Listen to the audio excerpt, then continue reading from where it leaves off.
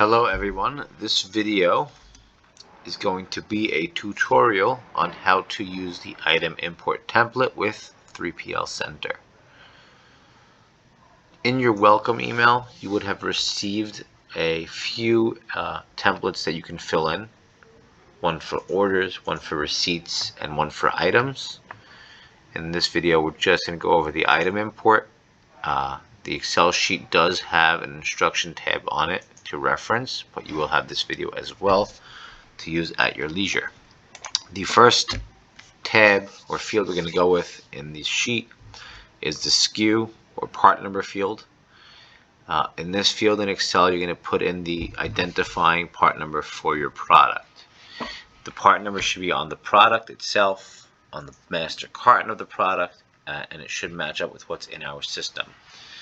If the SKU in here does not match what we receive, obviously we have no way of tracking what we're receiving, so it has to match with what's on the box information. So for this example, we're going to use ABC123 as a SKU. The description is going to be the description of the product for the warehouse to obviously see what they're supposed to be doing or picking or receiving. Plus, it gives you the ability to look at the description of what the product is. So in this example, I'm going to use desk. Description 2 is something that you can use for yourself to give a secondary description to the product. Whether you want it to be a category of product or a classification or any other internal tracking method you have for different types of products, you can put that here. It is not required.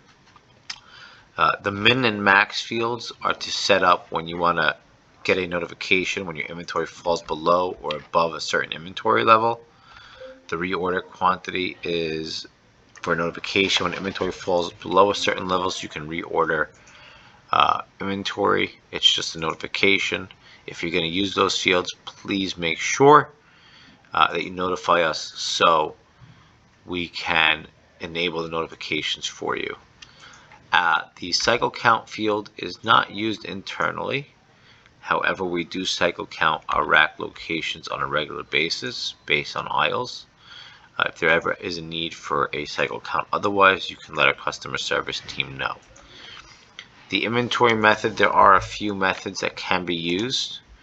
There is FIFO, LIFO, and FIFO. The first is first in, first out.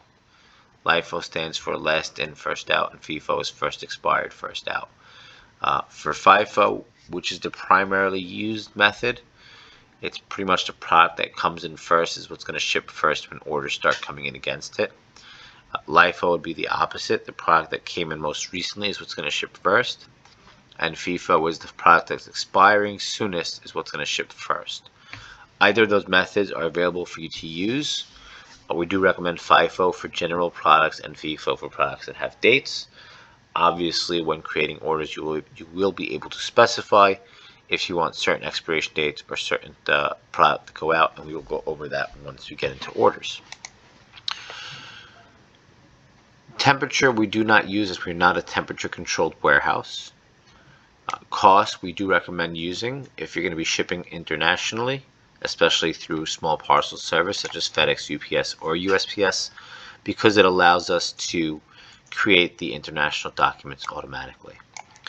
Under UPC, we do recommend that every box and product has a scannable UPC on it, which will match the UPC created here. This will allow us to properly scan the product when shipping orders or receiving to make sure we're shipping or receiving the right product. Track lot, track serial, and track expiration date are fields that are going to be filled with either a true or a false. If you want or require us to track lot, you should put a true there. If you want us to be able to track serial numbers on that product, you should put a true. And if you want us to track expiration date on the product, you should put true. For this example, I'm going to fill them out with false, as I do not need it for my product that I'm creating. The primary unit of measure, we always recommend that it be the lowest unit of measure that is being shipped.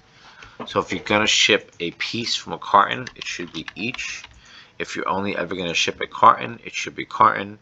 If you're only ever ship a pallet, it should be pallets, and so on. The packaging unit is how many is the unit that the primary units are packed into. For this example, I will use carton. And the packaging unit of measured quantities, how many primary units or how many pieces are in the carton in this example. I will put 24. Length, width, height, and weight are of the master carton that we're dealing with here. In this example, I use 24 18 by 16 inches and the weight of 24 pounds. Qualifying storage variable setup, you will skip. NMFC, if you happen to have it, it would be great to put it in here. Lot number required, if you want us to track lot and you put true in track lot, then lot number required is up to you. If you want to require them to enter a lot number when shipping orders, you would put true there. And if you do not want to require it, you would put false. Just like this. And that is the same for serial number. That's the same if the serial number has to be unique.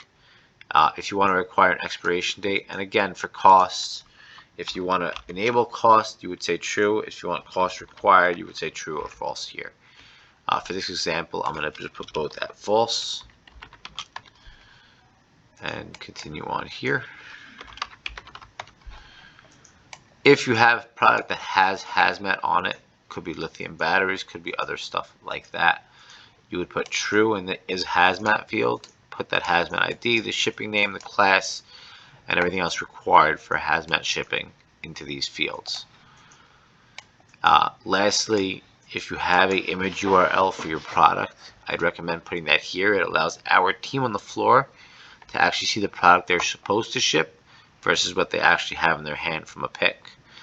It's just another stopgap into having any missed shipments.